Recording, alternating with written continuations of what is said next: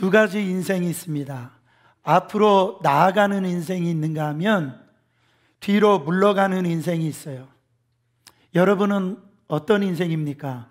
앞으로 나아가는 인생이에요? 아니면 뒤로 자꾸 물러가는 인생이에요? 오늘 할렐루야, 자신 있게 말씀하신 분 아멘, 감사합니다. 자, 히브리서 10장 뒤에 말씀해 보면 뒤로 물러가는 인생에 대해서 말씀하고 있습니다.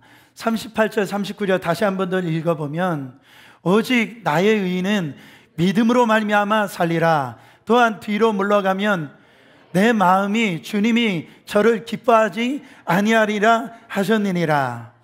우리는 뒤로 물러가 침륜에 빠질 자가 아니에요. 침륜에 빠진 자가 뭡니까? 자꾸 나의 감정에 빠지고 나의 실패에 빠지고 절망에 빠진다라는 거예요. 자꾸 뒷걸음쳐서 자꾸 과거의 자기 모습에 빠진다라는 거예요. 그러는 자가 아니요, 오직 영혼을 구원함에 이르는 믿음을 가진 자니라. 우리가 십자가에서 주님께서 돌아가셨을 때 우리의 실패와 우리의 좌절과 절망은 이미 끝났다라는 거예요. 거기에서 뒤로 물러가서 그것을 추억하거나 그것을 생각하거나 그것으로 인해서 영화 같은 심정을 갖는 게 아니고 오직 우리의 영혼을 구원하여 주시고 우리를 다시 살려주시는 하나님 앞에서 이르는 믿음을 가진 자라는 거예요.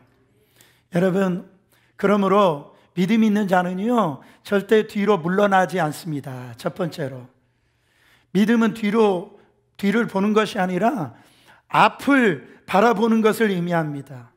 우리는 신앙생활 한다면서도 자칫 뒤로 물러가는 경향이 있어요. 과거의 아픈 상처, 내가 실패했던 것, 내가 정말 하나님 앞에 나아가기 부끄러웠던 게 그게 족쇄가 되어가지고 여러분, 과거의 포로로 잡혀서 사는 사람들이 너무나 많이 있어서 앞을 향해 나아가지를 못한다라는 겁니다.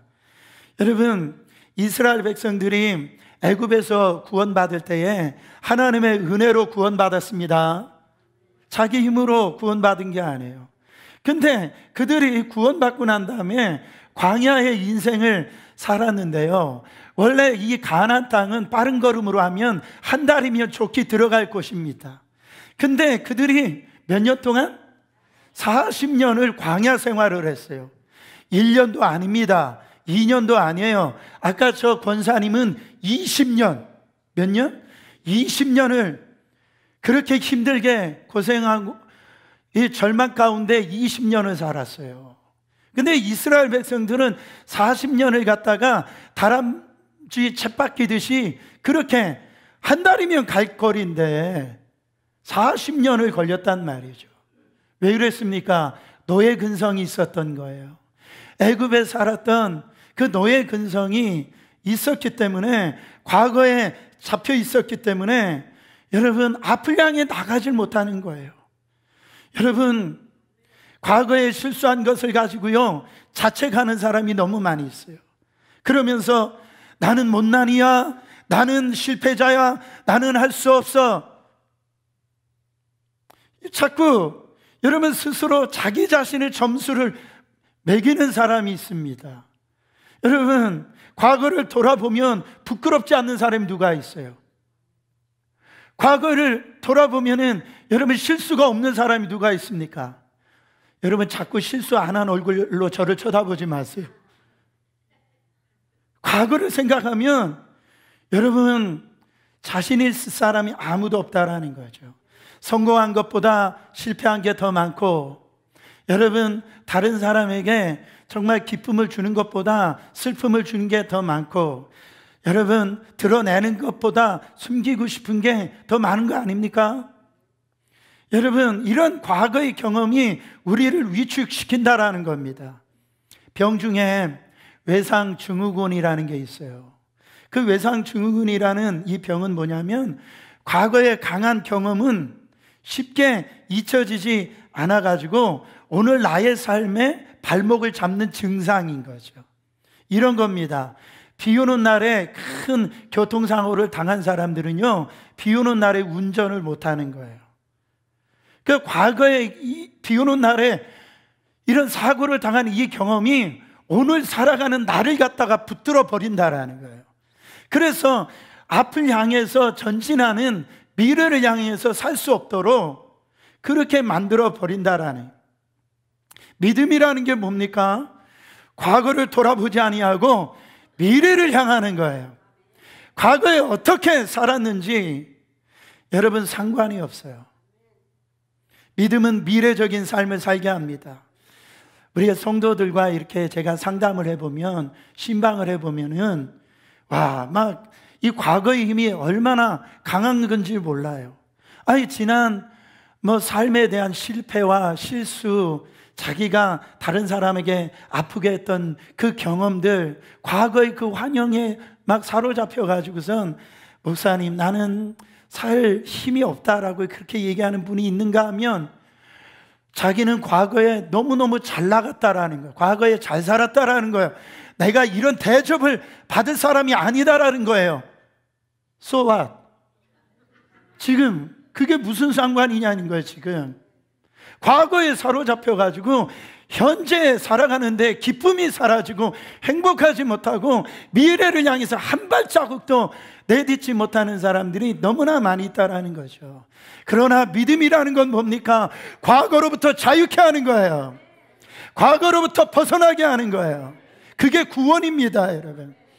그래서 이사야서 43장 18절부터 19절에 보면 뭐라고 얘기합니까? 너희는 예전 일을 기억하지. 예전 일이 뭡니까?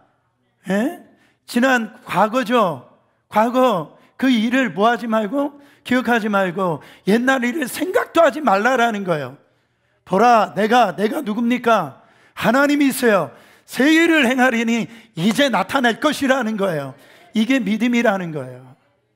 여러분, 노예 생활하는 동안 경험했던 이스라엘 백성들을 향해서 어둡고 그렇게 끔찍한 일을 기억하지 말라라는 겁니다. 하나님은 이제 너를 통해서 앞을 나가게 하고 새 일을 행하실 거라는 거예요.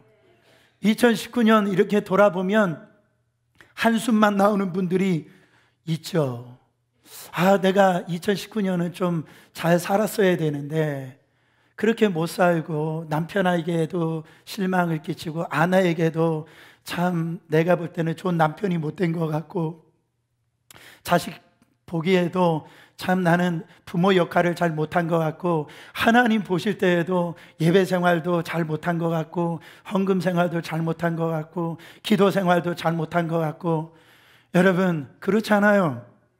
그런데 여러분, 우리는 그거는요 이미 지나간 거예요. 그거는 이미 우리 곁을 떠난 겁니다. 여러분, 왜 자꾸 과거를 돌아가려고 합니까?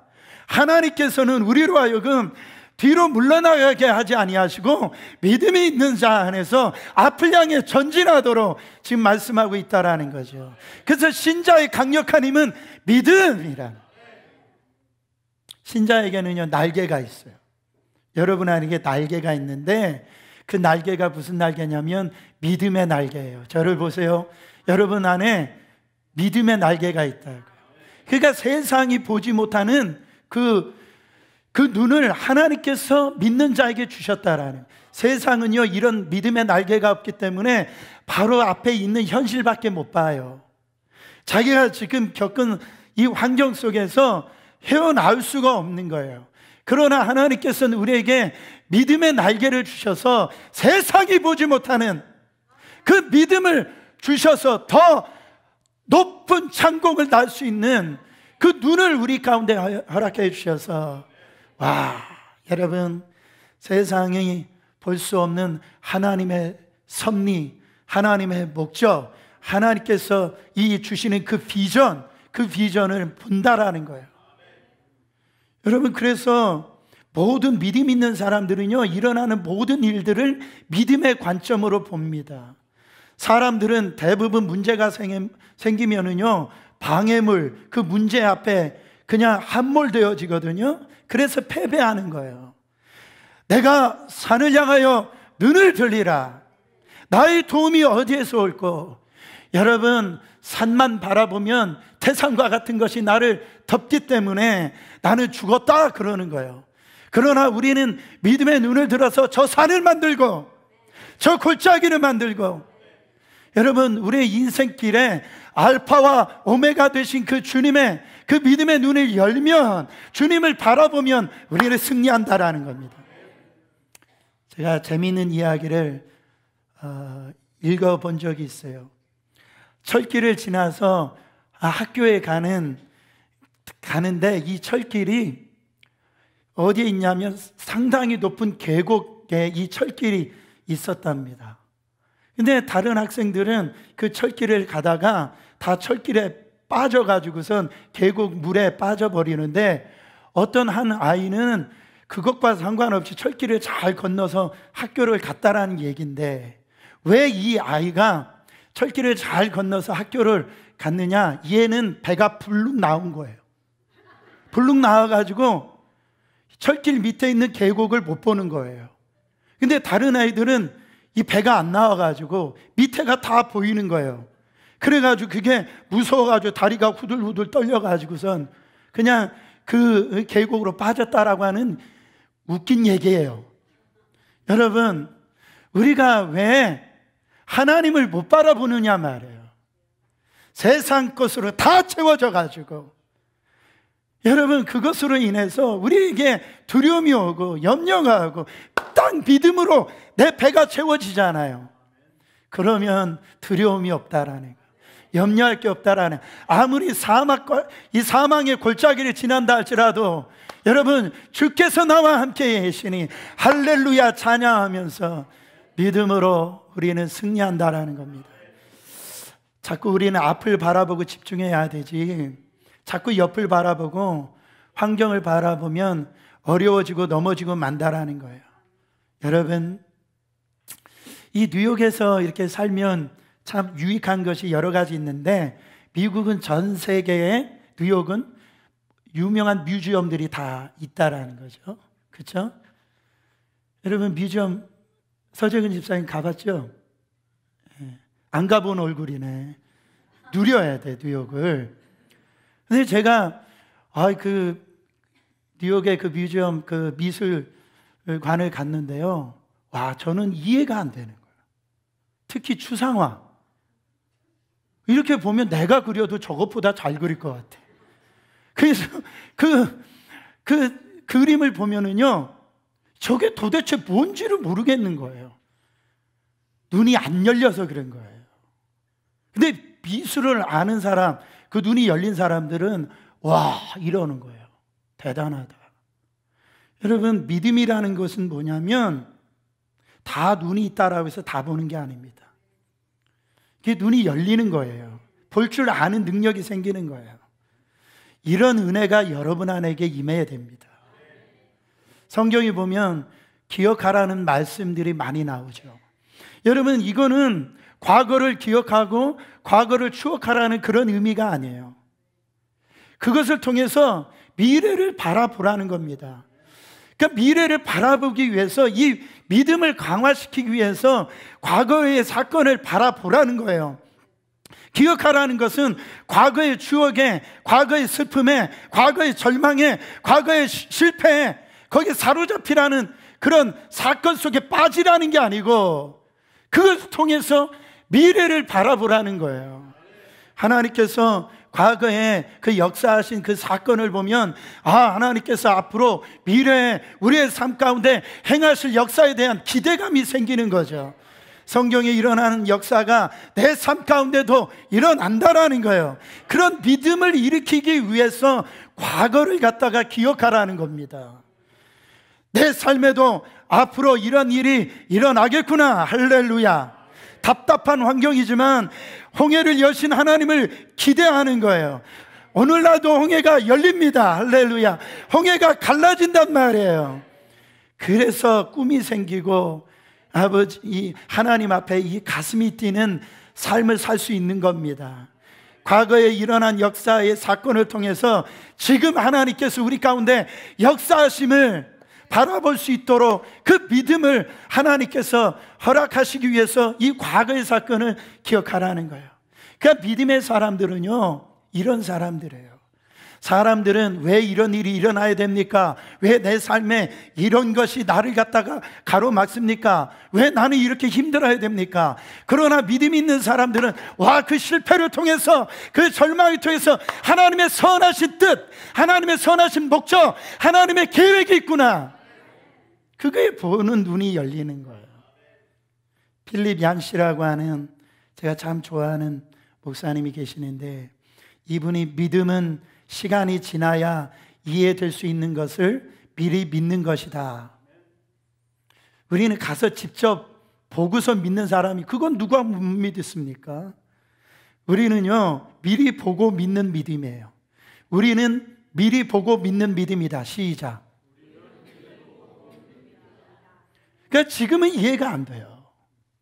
지금은 나는 이것이 내 안에서 왜 이런 일이 일어났는지 이해가 안 되는데, 그것을 미리 믿는 것이 믿음이라.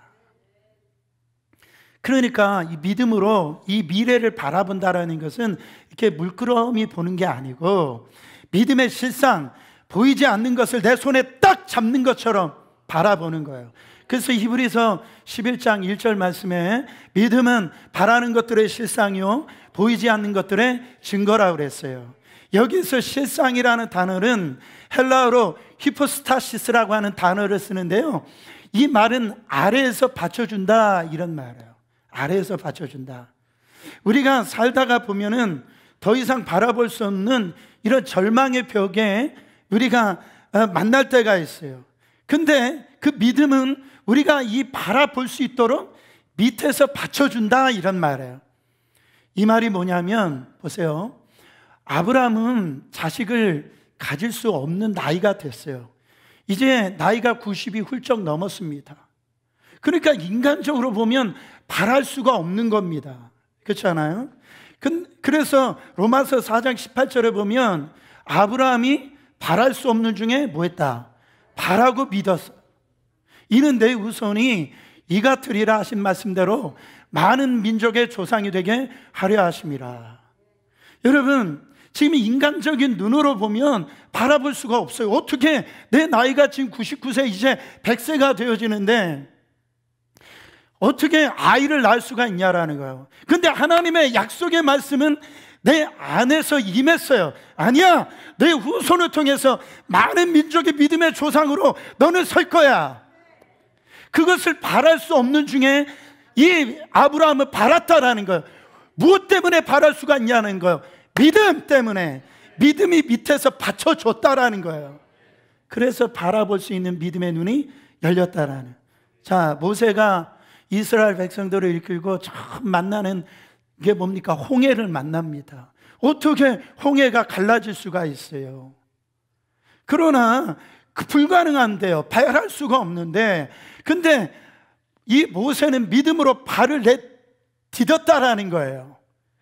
디딜 수 있었던 이유가 뭐냐라는 거죠. 다른 게 아닙니다. 모세 안에 있는 이 믿음을 받쳐줬기 때문에 바랄 수 없는 중에 순종을 했다라는 거죠. 사랑하는 여러분, 여리고성도 마찬가지입니다. 여리고성은 그 당시에 가장 초로운 성이에요. 무너뜨릴 수가 없습니다. 어떻게 하나님 말씀대로 여호수아야 하루에 한 바퀴씩 돌아라. 그리고 마지막 날 7바퀴 돌며 또 외치면은 그 여리고성이 무너질 것이다.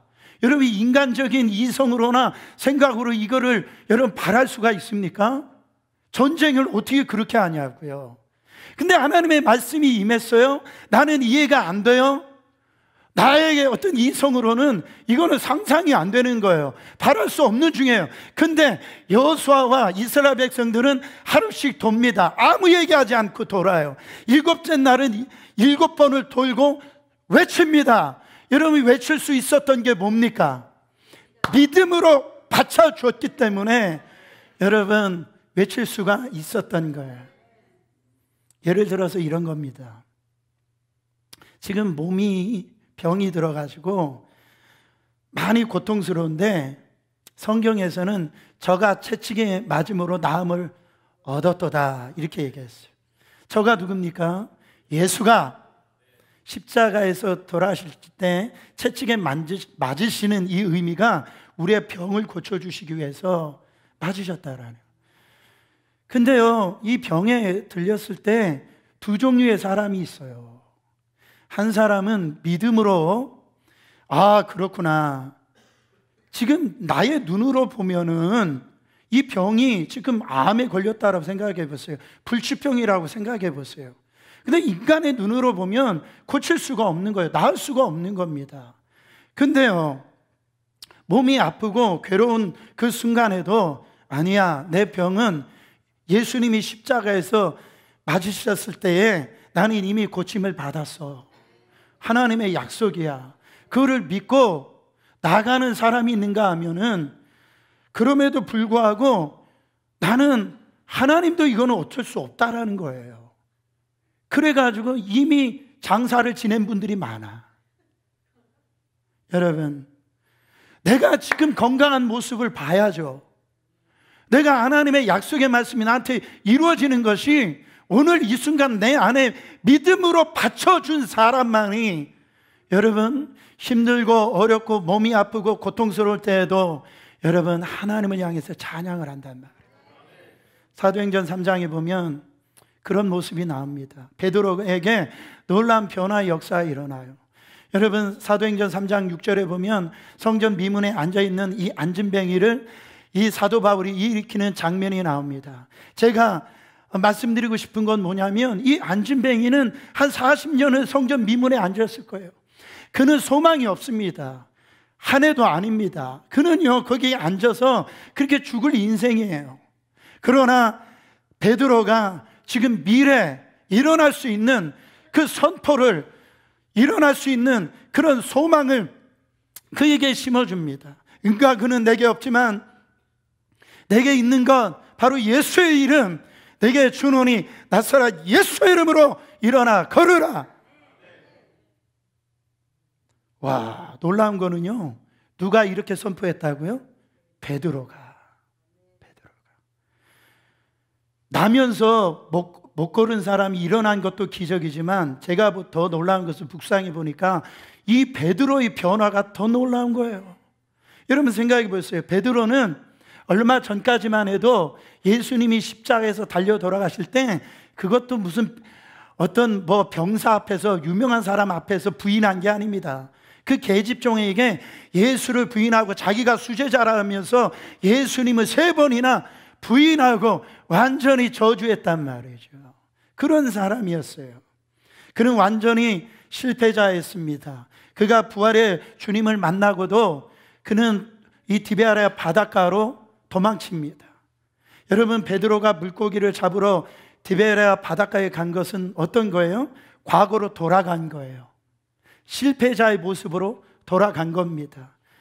여러분, 그는 실패자요, 이제는 더 이상 예수님을 따를 수 없는 낙오자의 모습으로 이제 과거로 돌아가 버린 거예요. 그는 오늘 말씀처럼 뒤로 물러간 사람이 돼버린 겁니다. 그런데 사도행전 2장에 정말 오순절에 이 성령을 경험하고 난 다음에 과거에 사로잡혀 있지 않을 뿐만 아니라 과거에 사로잡혔던 이 안진뱅이를 믿음의 선포로 일으키는 그런 사람이 되었다라는 거죠. 이런 믿음의 사람이 돼버린 거예요. 미래를 바라볼 수 있는 눈이 열린 거예요. 이 안진뱅이가 예수 안에서 일어날 것을 바라본 겁니다. 여러분, 나에게만 믿음의 눈이 열리는 그런 사람이 된 게 아니고, 이 나를 통해서 땅만 보며 구걸하며 살던 인생을 다시 하늘을 바라보며 미래를 바라보며 사는 인생으로 변화시키는 데 축복의 통로로 베드로가 변화되어진 걸 볼 수가 있습니다. 저는 여러분들의 고통이, 여러분의 슬픔이 정말 하나님의 선하신 목적과 뜻이 있을 줄 믿습니다. 그거를 통하여서 지금 절망이 있는 사람, 슬픔이 있는 사람, 몸이 아픈 사람, 정말로 그런 사람을 정말 소망을 줄 수 있는, 그 믿음을 줄 수 있는 믿음의 통로로 쓰임받는 여러분이 될 줄 믿습니다. 여러분, 두 번째로, 앞으로 나가는 사람은 믿음의 언어를 사용해요. 여러분, 그래서 믿음의 사람들은 과거형보다도 미래형을 많이 사용합니다. 자, 예수님께서 베드로를 반석이라는 이름을 지어주셨어요. 여러분, 예수님께서 베드로에게 장차 게바라 하리라. 게바는 베드로라는 의미예요. 그것은 번역하면 베드로인데 이것은 반석이라는 의미입니다. 여러분, 베드로는 반석과 거리가 먼 사람입니다. 반석은 흔들림이 없잖아요. 근데 베드로는 성격이 보면 굉장히 이런 어떤 충동적인 사람이에요. 그러니까 아주 막 조그마한 일에 대해도 막 완전히 그냥 이 휘청거리는, 그냥 막 자기 느낌대로 말을 해버리는 그런 다혈질적인 그런 사람이에요. 근데 예수님은 지금 베드로가 반석 같은 사람이 아닌데 장차 내 이름을 게바라 하리라, 베드로라 하리라. 너는 반석이야. 여러분, 예수님께서 베드로에게 이런 이름을 지어주신 것은 현재 그런 모습이기 때문에 이런 이름을 지어준 겁니까? 여러분, 그렇지 않아요. 미래의 모습 때문에 그런 거예요. 예수님은 지금 미래에 베드로가 어떤 모습일지를 다 보고 계시는 거예요. 앞으로 사도행전에 주역으로 뛸 견고한 베드로의 모습을 지금 이 예수님은 보고 계시는 거예요.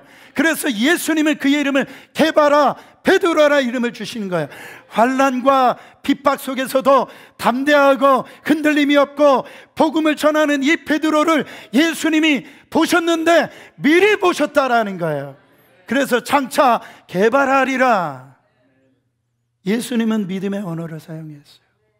저는요, 지금도 제가 존경하는, 저를 정말 인도해 주셨던 대전에 있는 그 목사님을 저는 지금도 잊지를 못해요.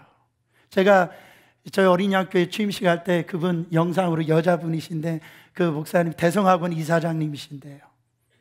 이분이 항상 저를 바라보면 저는 진짜 충남 서산군 태안군 도항리 근흥면 참 보면 제가 그 대전으로 유학을 왔거든요. 근데 교회에서도 저를 갖다가 이렇게 뭐 그렇게 볼만한 그런 인물이 아니었어요. 근데 이 목사님은 저한테 너는 세계적인 사람이야.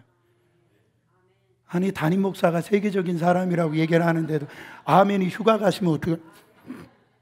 너는 축복받은 사람이고 하나님께서 너를 사용하실 것이다. 막 기도할 때마다 그러시는 거예요. 뭐 결혼식 주례사도요 보면은 저는 벌써 무디 목사님이야. 전 세계를 막 흔드는 그런 목사님이 되는 거예요. 저를 볼 때에 그만한 사람이 아니었어요. 근데 이분은, 아니 저는 세계적인 목사가 됐죠. 전 세계의 중심의 이 뉴욕의 어린이학교에서 담임 목사를 하고 있으니까 할렐루야. 아니 그런 거 아니에요. 믿음을 가진 사람들은요 믿음의 언어를 사용해요. 자꾸 믿음 없는 사람들은 그래요. 너는 이전에 실패했잖아. 너는 그래서 안 돼. 아이들한테도 얘기할 때도 너 하는 거 보니까 어제나 오늘이나 똑같다. 너 보니까 네 아비 얼굴만 보는 거. 너는 그렇게 살 거야. 여러분 어떻게 말을 해도 그렇게 얘기하냐고요. 집사님 정말 그러실 거예요? 예수 이름으로 너는 잘 될 것이다. 예수의 이름으로 너는 축복받은 사람이 될 것이다. 예수 이름으로 너는 영향력 있는 사람이 될 거야. 너는 매력적인 사람이 될 거야. 예수 이름으로 실패와 절망 떠나갈지어다. 성경 보세요. 마태복음 11장 22절 23절에 보면 누구를 믿어라? 하나님을 믿어라. 하나님을 믿는 사람은요 누구든지 이 산들을 들려 바다에 던지라 하며 그 말하는 것이 이루어질 줄을 어떻게 하고? 믿고. 이루어진 게 아니에요. 지금 이루어질 줄을 믿고 마음에 뭐하지 아니하고 의심하지 아니하면 그대로 된다라는 거예요. 너의 인생이 된다라는 거예요. 근데 우리는요 믿음의 문제예요. 정말 믿지를 않아요. 1년 내내 정말 예수 안에서 우리는 정말 하나님께서 이 믿음의 역사가 일어난다고 얘기했지만 목사님 그거는 다른 사람 얘기지 우리 가정은 이런 일이 일어나질 않아요. 어느 영상을 봐도 저거는 저 사람만의 일이지 우리 남편은 변화받지 않아요. 이런다고요. 예수님께서 지금 제자들하고 지금 함께 이제 배를 타고 하시는데 예수님이 피곤하셔서 배에서 주무시고 계시는 거예요. 근데 그 큰 파도가 이 배에 막 덮치는 거예요. 이 제자들이 아무리 힘을 써도 이 배를 건질 방법이 없는 겁니다. 그때 예수님이 생각난 거예요. 그래가지고 막 예수님 앞에 나와가지고 주여 우리가 다 죽게 됐습니다. 우리를 살려주세요. 그랬더니 예수님께서 깨어서 일어나셔가지고 마태복음 8장 26절에 보니까 뭐라고 말씀하세요? 예수께서 이르시되 어찌하여 무서워하느냐 믿음이 작은 자들아 하시고 곧 일어나서 바람과 바다를 꾸짖으시니 아주 잔잔하게 되거늘. 예수님께서 막 이 꾸짖으시니까 바람과 바다가 그 지시로 잔잔해졌다라는. 근데 이 말씀을 하시기 전에 예수님 뭐라고 말씀하세요? 믿음이 적은 자들아. 믿음이 없다라는 게 아니에요. 믿음은 있는데 믿음이 적다라는 얘기예요. 여러분, 그때 예수님께서 믿음이 적다라고 하는 이 표현을 바람과 이 파도를 꾸짖지 않는 이 행동을 보고 믿음이 적다라고 얘기했어요.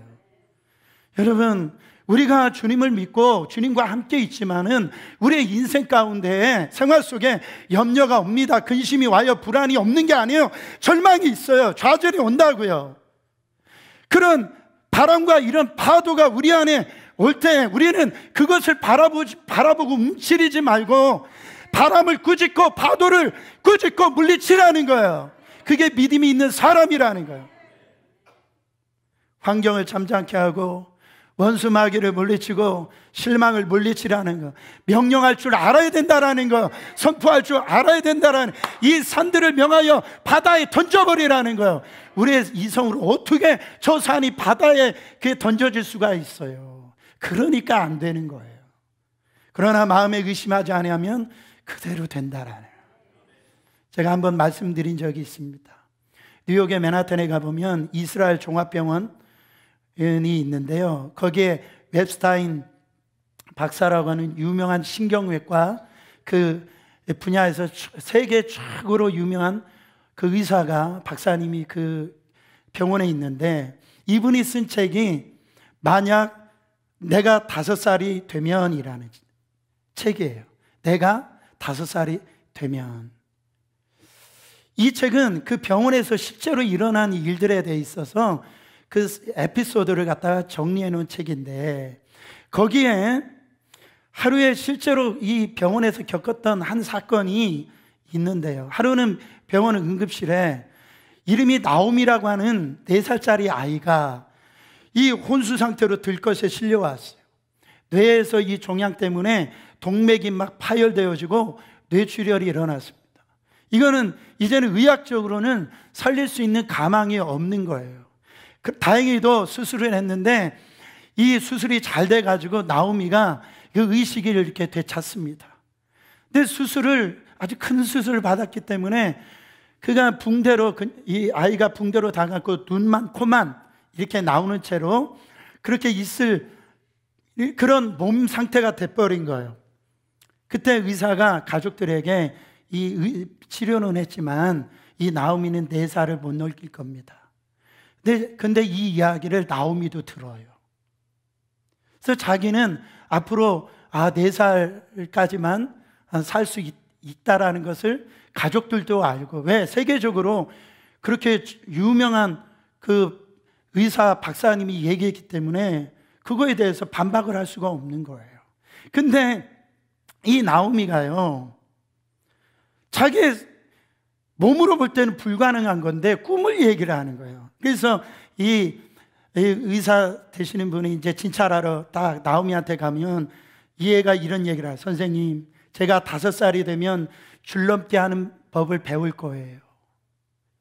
다음 날에 가보면 선생님, 제가 5살이 되면 2발 자전거 타는 법을 배울 거예요. 또 다음 날에 가면 아유 선생님, 제가 5살이 되면 오빠처럼 만화책을 읽을 거예요. 그렇게 얘기하는 거예요. 나오미도 자기가 4살밖에 못 살 것을 뻔히 알고 있고, 여러분 가족들도 다 얘기를 하는데 이 4살밖에 안 되는 얘가 자기가 죽는다는 얘기를 절대 안 해요. 얘기를 안 해요. 그 안에 자기는 5살 되면 믿음이 있는 거예요. 자기는 줄넘기를 할 것이고, 자기는 2발 자전거를 탈 것이고, 자기는 오빠처럼 만화책을 읽을 것이고, 막 그 고백을 하는 거예요. 여러분 놀라지 마세요. 4살밖에 못 산다라고 했던 이 아이가 지금 36살이 되어서 한 가게 매니저로 지금 일하고 있답니다. 여러분 삶 속에 이 말이 중요해요. 자, 나의 삶 속에 말이 중요하다. 시작. 이거는 돈 드는 일도 아닙니다.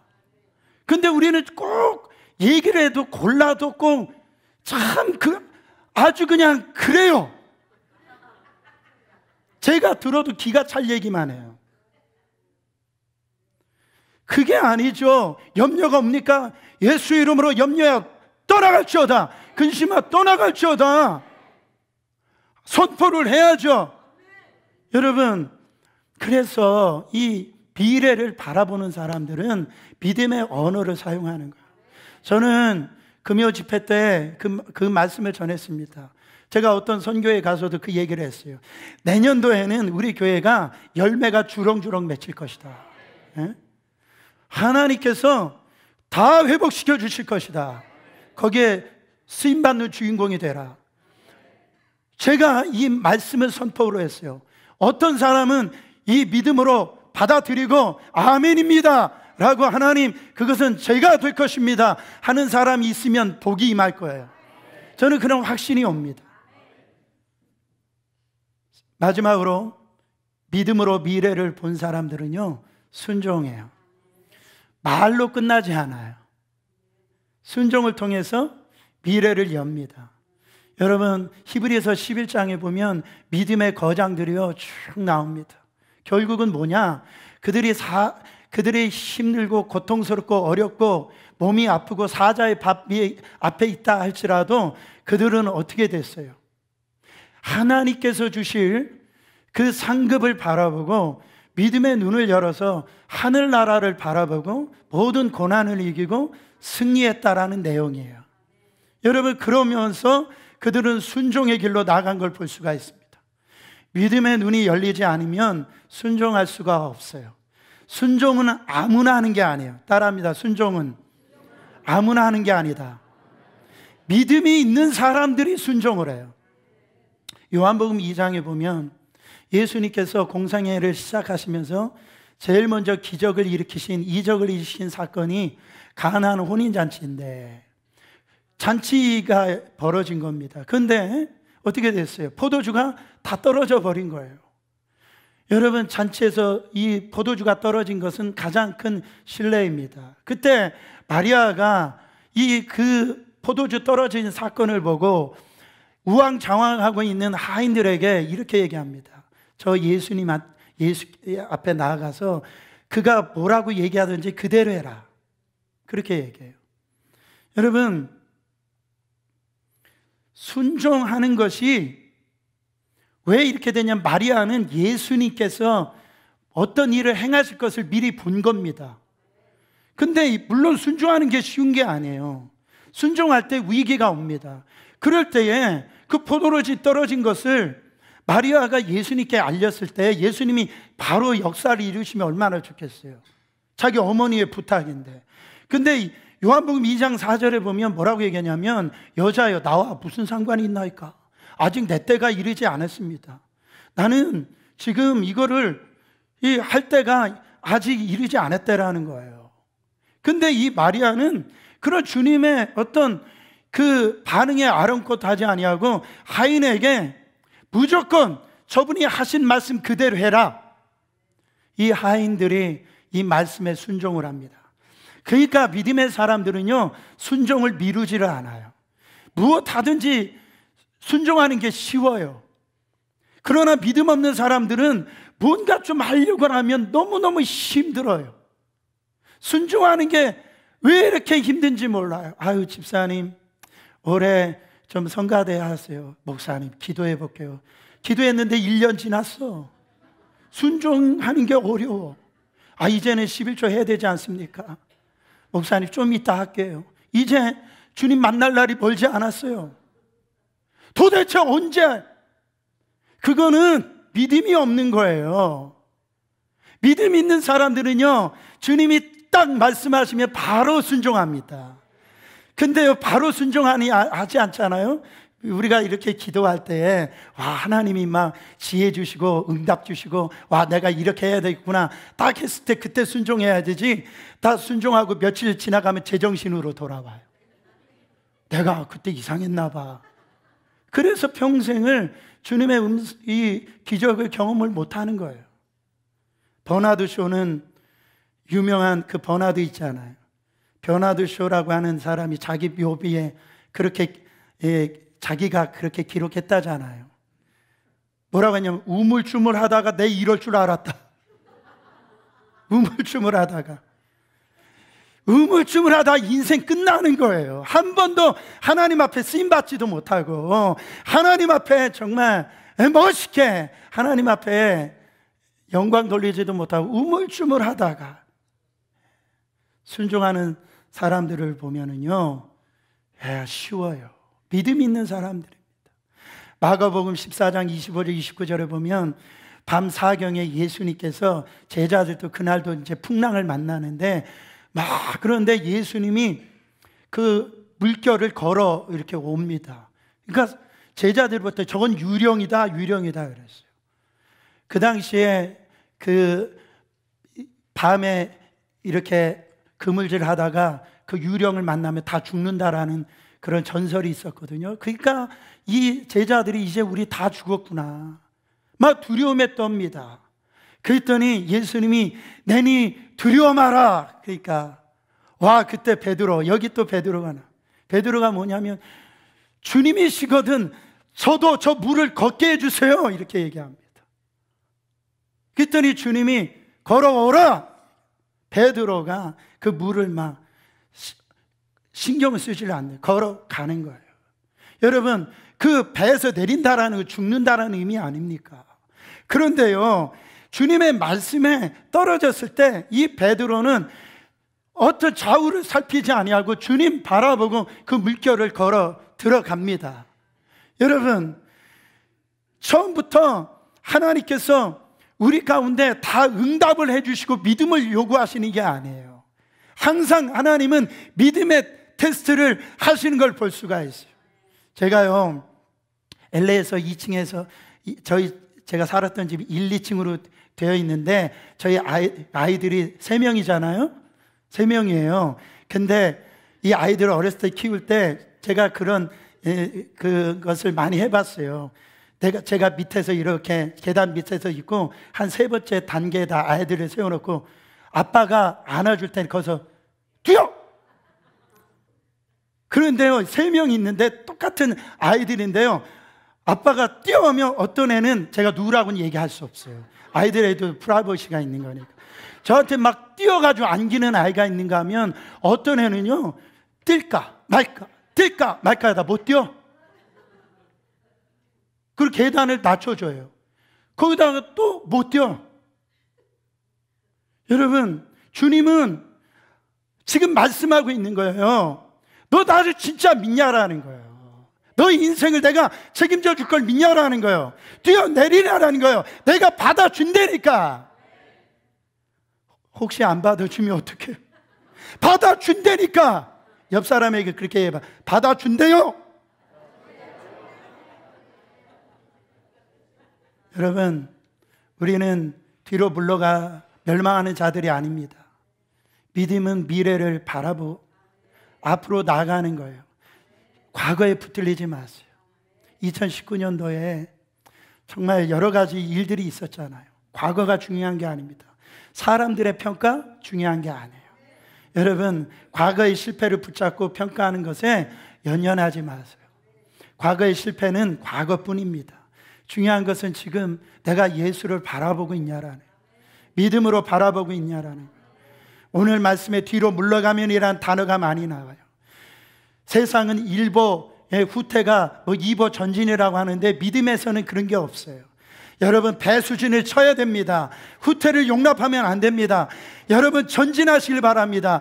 뒤로 물러가면은 침륜에 빠지고 멸망할 수밖에 없는 거예요. 그러다 보면 물러다 보면 은혜를 다 쏟고 좋은 선물을 다 빼앗기고 마지막에는 멸망뿐이라는 거예요.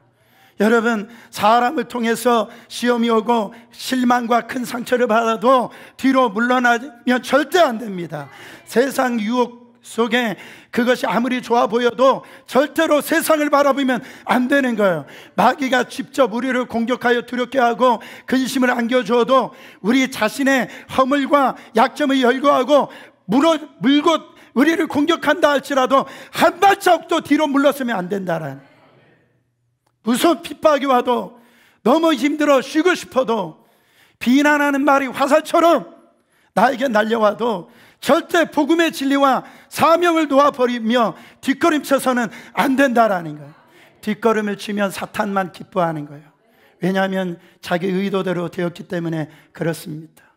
여러분 하나님께서는 우리가 물러나면 근심하십니다. 안타까워하세요. 내가 너를 위하여서 얼마나 큰 은혜를 주었는데 다 잊고 왜 과거로 돌아가냐는 거예요. 내가 너를 향해서 얼마나 큰 기대를 품고 있는데 내가 너를 통해서 나의 계획이 있다라는 거예요. 나의 꿈이 있다라는 거예요. 나의 비전이 있다라는 거예요. 여러분 세상에는 의로운 사람은 선하고 의로운 일을 많이 행한 사람입니다. 하나님의 나라는 믿음으로 사는 사람이에요. 여러분들 믿음의 사람들입니까? 믿음의 사람들은 항상 예수님을 바라봅니다. 집에 가면 남편이 복군 같고 빗나간 자녀가 있고 학교나 직장에서 꼴보기 싫은 그런 상관이나 그런 친구가 있는 것처럼 보이는 그런 절벽과 같은 상황이라 할지라도 목사님 이런 상황에서 내가 어떻게 믿음으로 살 수 있습니까? 그렇게 탄식하는 분들이 있습니다. 여러분 정말 주님을 믿고 계세요? 여러분의 인생을 하나님께서 책임져 주십니다. 믿음으로 말미암아 놀라운 하나님의 축복된 인생들이 다 되시기를 예수 그리스도 이름으로 축원합니다. 이 시간에 기도할 때 우리는 과거를 기념하는 게 아닙니다. 과거를 슬퍼하는 게 아니에요. 믿음은 주님을 바라보는 거예요. 그 실패와 그 고통과 그 절망을 통해서 하나님의 역사하심을 경험하는 자들이 믿음의 사람들입니다. 하나님 2020년도 이제 나는 2019년도 이랬지만은 또 똑같은 인생은 아닙니다. 하나님이 역사하실 줄 믿습니다. 나의 인생을 다스릴 줄 믿습니다. 변화 역사가 일어날 줄 믿습니다. 하나님 앞에 나도 쓰임받는 인생이 될 줄 믿습니다. 이 시간에 주여 부르시고 통성으로 기도합니다. 주여 주여 주여